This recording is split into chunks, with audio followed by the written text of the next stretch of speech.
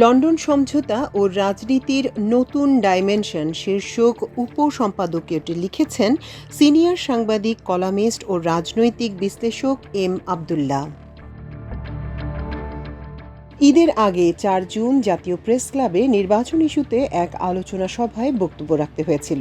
সভাটি মূলত ডিসেম্বরের মধ্যে নির্বাচন অনুষ্ঠানে সরকারের উপর চাপ তৈরির অংশ হিসেবেই আয়োজন করা হয় বলে মনে হয়েছে। বিএনপির প্রথম সারির কয়েকজন নেতা ছাড়াও সমমনা প্রভাবশালী বুদ্ধিজীবীরা এতে অংশ নেন। সবাই প্রায় অভিন্ন কণ্ঠে ডক্টর ইউনূস সরকার ক্ষমতা দীর্ঘায়িত করার পাঁয়তারা করছেন বলে অভিযোগ করে ডিসেম্বরের মধ্যে নির্বাচন না হলে দেশের কি সর্বনাশ হবে তা তুলে ধরেছিলেন। কঠোর ভাষায় তীরে বিদ্ধ করে সরকারকে একহাত নেন কয়েকজন আলোচক। আলোচনায় জুলাইয়ে বিএনপি মাঠে নামলে ডক্টর ইউনূস সরকার পালানোর পথ পাবে না বলেও হুঁশিয়ারি দেন কেউ কেউ। এর আগে তত্ত্বাবধায়ক সরকার ৩ মাসের মধ্যে নির্বাচন করতে পারলে ইউনূস সরকার ১০ মাসেও কেন পারলেন না সে প্রশ্ন তোলেন দু একজন। আমি বলেছিলাম ভিন্ন কথা। হুমকি ধমকি দিয়ে সরকারের সঙ্গে দূরত্ব না বাড়িয়ে আলোচনার মাধ্যমে নির্বাচনের সময় নিয়ে সৃষ্ট সংকটের সমাধান করতে বলেছিলাম। এটাও বলেছিলাম প্রয়োজনে জাতির অভিভাবক, গণতন্ত্রের মা হিসেবে দেশনেত্রী বেগম খালেদা জিয়াকে এক্ষেত্রে কাজে লাগানোর জন্য। মঞ্চে বসা অনেক হেভিওয়েটকে দেখলাম খালেদা জিয়াকে কাজে লাগানোর প্রস্তাবে ভ্রুকুটি করতে। আমি যেন বাস্তবতা বিবর্জিত প্রস্তাব করে বসেছি। ৪ জুন থেকে ৭ জুন মাঝে ব্যবধান ৩ দিনের। ঈদ উল আজহা উপলক্ষে বিএনপির জাতীয় স্থায়ী কমিটির নেতারা শুভেচ্ছা বিনিময় করতে গিয়েছিলেন অসুস্থ মজলুম নেত্রী বেগম খালেদা জিয়ার বাসভবন ফিরোজায়। তখন তিনি সিনিয়র নেতাদের কাছে জানতে চান অন্তর্বর্তী সরকারের সঙ্গে এত দূরত্ব তৈরি করা হলো কেন। তিনি নেতাদের উদ্দেশ্যে বলেন, এই সময় কোনো বিষয় নিয়ে রাজপথে যাওয়া ঠিক হবে না। যত সমস্যাই থাকুক আলোচনায় বসে সমাধান করতে হবে। ডক্টর ইউনূস ক্ষমতা ছেড়ে দিলে দৃশ্যপট কি হবে সেটাও মাথায় রাখতে বলেন অভিজ্ঞতা ও প্রজ্ঞায় ঋদ্ধ নেত্রী। স্থায়ী কমিটির নেতাদের এই সাক্ষাতের পরদিন রোববার খালেদা জিয়া তার বড় ছেলে ও দলের ভারপ্রাপ্ত চেয়ারম্যান তারেক রহমানের সঙ্গেও কথা বলেন। এরপর ৯ জুন সোমবার রাতে স্থায়ী কমিটির জরুরি সভা হয়। এই সভা থেকে প্রধান উপদেষ্টার সঙ্গে বিএনপির ভারপ্রাপ্ত চেয়ারম্যানের বৈঠককে স্বাগত জানানো হয়। চূড়ান্ত হয় ১৩ জুন সকালে দুজনের মধ্যে বৈঠক হবে। ১০ জুন দুপুরে বিভিন্ন গণমাধ্যম কর্মীদের সঙ্গে আনুষ্ঠানিকভাবে কথা বলেন বিএনপি মহাসচিব মির্জা ফখরুল ইসলাম আলমগীর। তিনি লন্ডনে অনুষ্ঠেয় বৈঠককে এই সময়ের মধ্যে সবচেয়ে ইম্পর্ট্যান্ট ইভেন্ট বলে মন্তব্য করেন। মির্জা ফখরুল সেদিন বলেছিলেন, আমি মনে করি জাতীয়ভাবে ও আন্তর্জাতিকভাবেও এর গুরুত্ব অনেক। এই মিটিংটা হলে অনেক সমস্যার সমাধান হয়ে যেতে পারে এবং অনেক কিছু সহজ হয়ে যেতে পারে, নতুন ডাইমেনশন সৃষ্টি হতে পারে। এখন এটা নির্ভর করবে আমাদের নেতাদের উপর, তারা কিভাবে সেই সম্ভাবনার দিকে নিয়ে যাবেন। আমরা আমাদের দলের তরফ থেকে ভারপ্রাপ্ত চেয়ারম্যানকে সম্পূর্ণ অথরিটি দিয়েছি, তার সাফল্য প্রার্থনা করছি। আগের প্রেক্ষাপট সবার জানা। চলতি বছরের ডিসেম্বরের মধ্যে জাতীয় সংসদ নির্বাচনের দাবি জানিয়ে আসছিল বিএনপি সহ তাদের সমমনা বিভিন্ন দল। ২৮ মে রাজধানী নয়াপল্টনে তারুণ্যের বিশাল সমাবেশে প্রধান অতিথির বক্তব্যে তারেক রহমান বেশ কঠোর ভাষায় উচ্চারণ করেন, নির্বাচন ডিসেম্বরের মধ্যে হতে হবে, নির্বাচন ডিসেম্বরেই হবে। প্রিয় দেশবাসী, আপনারা জানেন ঐতিহাসিক অভ্যুত্থানের পর এই সরকার যখন দায়িত্ব গ্রহণ করে তখন দেশের অর্থনৈতিক অবস্থা ছিল ভয়াবহ। ভয়ঙ্করভাবে যুদ্ধবিধ্বস্ত দেশের অর্থনীতিও এতটা খারাপ থাকে না যতটা খারাপ করে দিয়েছে ১৬ বছরের লাগামহীন লুটপাটতন্ত্র। এরই মধ্যে ৬ জুন ঈদ উল আজহার আগের দিন জাতির উদ্দেশ্যে দেওয়া ভাষণে প্রধান উপদেষ্টা ডক্টর মোহাম্মদ ইউনূস ঘোষণা করেন, জাতীয় নির্বাচন ২০২৬ সালের এপ্রিলের প্রথমার্ধে অনুষ্ঠিত হবে। নির্বাচনের সময়সীমা নিয়ে সরকার প্রধানের এই ঘোষণা বিএনপি মেনে নিতে পারেননি।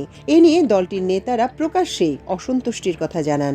বক্তব্যের ভাষা নিয়েও লিখিত প্রতিক্রিয়ায় ক্ষোভ প্রকাশ করে দলটি। প্রসঙ্গত একটি অভিজ্ঞতার কথা উল্লেখ করতে চাই। ১০ জুন ঈদ শুভেচ্ছা বিনিময়ে বিএনপি মহাসচিব সজ্জন ব্যক্তিত্ব মির্জা ফখরুল ইসলাম আলমগীরের বাসায় গিয়েছিলাম। তিনি যে সোফায় বসে দর্শনার্থীদের সঙ্গে কথা বলেন, ঠিক তার মাথার উপর ফ্রেমে বাঁধানো একটি ছবিতে চোখ আটকে গেল। এর আগে বহুবার তার বাসায় গেলেও এই ছবিটি আমার নজরে পড়েনি। ছবিটিতে মির্জা ফখরুল একজনকে ফুলের তোড়া দিয়ে হাস্যোজ্জ্বল মুখে শুভেচ্ছা জানাচ্ছেন। তিনি আর কেউ নন, ডক্টর মোহাম্মদ ইউনূস। ছবিটির দিকে তাকাচ্ছিলাম আর ভাবছিলাম, দলের দ্বিতীয় সর্বোচ্চ নেতা যাকে সম্মান দিতে মাথার উপর স্থান দিয়েছেন, তাকে দলেরই কোনো নেতা কতটা নিকৃষ্ট ভাষায় আক্রমণ করে চলেছে। সোশ্যাল মিডিয়ায় ডক্টর ইউনূস যে কত খারাপ, সুদখোর ও ক্ষমতালোভী তা প্রমাণ করার জন্য নোংরা ভাষা প্রয়োগের প্রতিযোগিতায় নেমেছেন। স্থায়ী কমিটির এক নেতার ভাষায়, ডক্টর ইউনূস ফ্যাসিবাদী আচরণে শেখ হাসিনাকেও ছাড়িয়ে গেছে। আরেকজনের মতে, বিএনপি ২৪-এর ৫ আগস্ট কুকুরের মুখ থেকে উদ্ধার পেয়ে বাঘের মুখে পড়েছে। লন্ডনে ডক্টর ইউনূসের সঙ্গে তারেক রহমানের বৈঠক ঘিরেও কম নোংরামি হয়নি। বৈঠকটি যে তারেক রহমান বা বিএনপি চায়নি, ডক্টর ইউনূস বা সরকারের পক্ষের নিবেদনে বিএনপি দয়া করে রাজি হয়েছে, এমন একটা ধারণা দিয়ে অন্তর্বর্তী সরকার প্রধানকে হেয় করার প্রাণান্ত চেষ্টা চোখে পড়েছে। পতিত ফ্যাসিবাদের বিশ্বস্ত দোসর কয়েকটি মিডিয়া এক্ষেত্রে অগ্রণী ভূমিকা রেখেছে। তারা উস্কানিমূলক এমন কয়েকটি ভাষ্য ও প্রবন্ধ নিবন্ধ প্রকাশ করেছে যাতে বৈঠকটি সফল না হয়। প্রেস ক্লাবে এক আড্ডায় রসিকতা করে বলেছিলাম, ভাগ্যিস ৫ দিন সংবাদপত্র বন্ধ ছিল, চালু থাকলে হয়তো ইউনূস তারেক বৈঠক ভণ্ডুলি হয়ে যেত।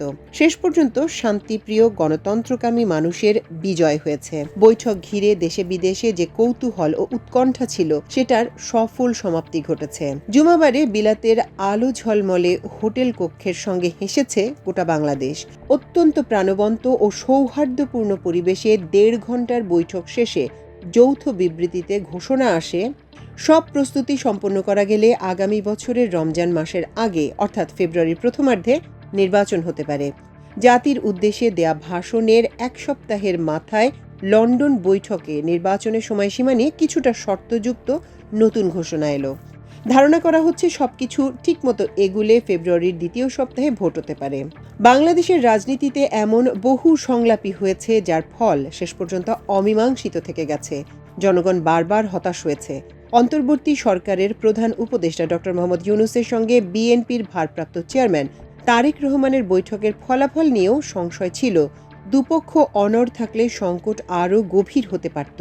দুই গুরুত্বপূর্ণ ব্যক্তির মধ্যকার বৈঠকটি কেবল রাজনৈতিক আনুষ্ঠানিকতা ছিল না, বরং জাতীয় নির্বাচন ঘিরে যে অনিশ্চয়তা দেখা দিয়েছিল, তার জবাব বা সমাধান সূত্র পাওয়ার আশা দানা বেঁধেছিল জনমনে।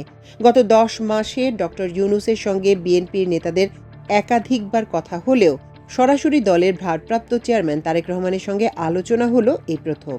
ফলে বৈঠকটি হয়ে ওঠে রাজনৈতিক সমঝোতার এক গুরুত্বপূর্ণ টার্নিং ইভেন্ট।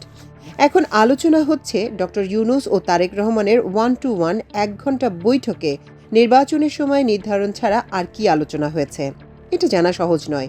তবে আগামী দিনগুলোয় সরকারের পদক্ষেপের মধ্যে দিয়ে বৈঠকের প্রভাব স্পষ্ট হতে পারে।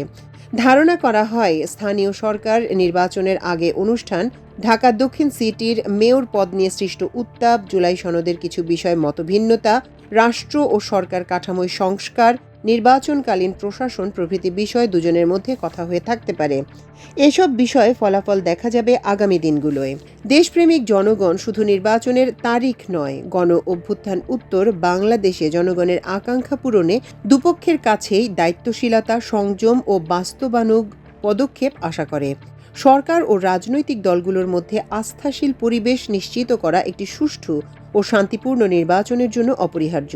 নির্বাচনী পরিবেশ সবার জন্য লেভেল প্লেইং ফিল্ড এবং জনগণের ভোটাধিকার নিশ্চিত করার বিষয়ে জোর দেয়া বাঞ্ছনীয়।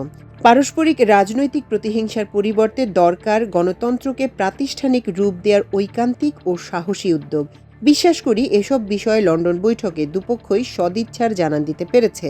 নির্বাচনের সময়সীমা নিয়ে ঐক্যমত্যে পৌঁছানোর ঘটনাকে বিবৃতি দিয়ে স্বাগত জানিয়েছে বিভিন্ন রাজনৈতিক দল ও জোট। দলগুলো বলেছে এর মাধ্যমে জাতি স্বস্তির বার্তা পেয়েছে। জামাতের আমির লন্ডনে তারেক রহমান ও বেগম খালেদা জিয়ার সঙ্গে বৈঠক শেষে দেশে ফিরে রমজানের আগে নির্বাচনের কথা বলেছিলেন। ফলে ফেব্রুয়ারি তাদের কাছে নতুন কিছু নয়। তবে একটি মাত্র রাজনৈতিক দলের সঙ্গে বসে যৌথ বিবৃতি দিয়ে নির্বাচনের তারিখ ঘোষণা সরকারের নিরপেক্ষতা প্রশ্নবিদ্ধ হয়েছে বলেও মনে করে জামাত। তরুণদের নতুন রাজনৈতিক দল লন্ডনে ইউনূস তারেক বৈঠককে ইতিবাচক হিসেবে দেখলেও সেখানে নির্বাচনের তারিখ পুনর্নির্ধারণকে জুলাই অভ্যুত্থানের চেতনা পরিপন্থী বলে মন্তব্য করেছে। তারা সংস্কার ও গণহত্যাকারীদের বিচারে কাঙ্ক্ষিত অগ্রগতি সাপেক্ষে যে কোনো সময় নির্বাচনের ব্যাপারে আগেই মত দিয়েছে।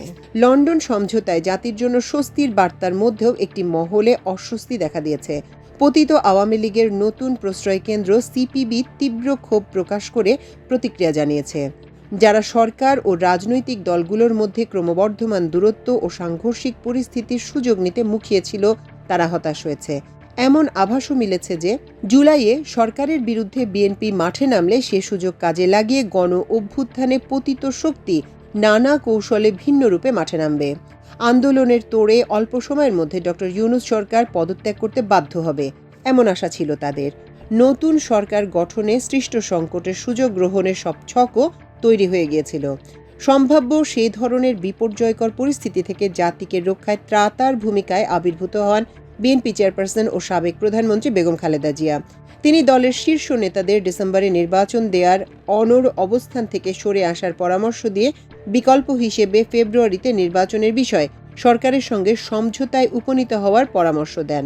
২ জুন রাতে গুলশানে খালেদা জিয়ার বাড়ির নামজারির কাগজপত্র পৌঁছে দিতে তার বাসভবনে যায় সরকারের একটি প্রতিনিধি দল। দলের নেতৃত্ব দেন সরকারের অন্যতম প্রভাবশালী গণপূর্ত ও শিল্প উপদেষ্টা আদিলুর রহমান খান। ওই প্রতিনিধি দলের মাধ্যমে খালেদা জিয়া নির্বাচনের সময় ফেব্রুয়ারিতে নির্ধারণের বিষয়ে বার্তা পাঠান। ডক্টর ইউনূসের সঙ্গে লন্ডন বৈঠকের শুরুতে তারেক রহমান, বেগম খালেদা জিয়া সালাম পৌঁছান। এ সময় ডক্টর ইউনূসকে বলতে শোনা যায়, তিনি অসাধারণ ব্যক্তিত্ব। যৌথ বিবৃতিতেও খালেদা জিয়াকে উদ্ধৃত করা হয়েছে। তিনি যে ফেব্রুয়ারিতে নির্বাচনের প্রস্তাব করেছেন তা বাদ যায়নি। আগামী দিনেও যে কোনো সংকটে তিনি বলিষ্ঠ ও ন্যায়নিষ্ঠ ভূমিকা পালন করবেন বলে প্রত্যাশা করি। তারেক রহমানও অতীতের যে কোনো সময়ের তুলনায় এখন অভিজ্ঞতা লব্ধ। অভ্যুত্থান পরবর্তী বিভিন্ন বক্তব্যে এবং দলীয় নেতাকর্মীদের সাধারণ সাবধান বাণী উচ্চারণ করে তিনি প্রশংসা কুড়িয়েছেন। তবে ৮,০০০ কিলোমিটার দূরত্ব একটি বড় সীমাবদ্ধতা। তিনি দেশে ফিরে সশরীরে দলের হাল ধরলে বিদ্যমান পরিস্থিতির অনেকটাই উন্নতি হবে বলে আশা করা যায়। প্রজ্ঞা, বিচক্ষণতা ও দূরদৃষ্টি রাজনীতির অপরিহার্য অনুষঙ্গ। নির্বাচিত সরকারের উত্তরণ পর্যন্ত অনেক ফাঁদ থাকবে, উস্কানি থাকবে। দায়িত্বশীলতা ও বিচক্ষণতায় ছেদ পড়লে যে কোনো সম্ভাবনাময় রাজনৈতিক দলও বড় বিপর্যয়ের মুখে পড়তে পারে, যার উদাহরণ আমাদের সামনে রয়েছে। সেই তিক্ত অভিজ্ঞতার পুনরাবৃত্তি কাম্য নয়।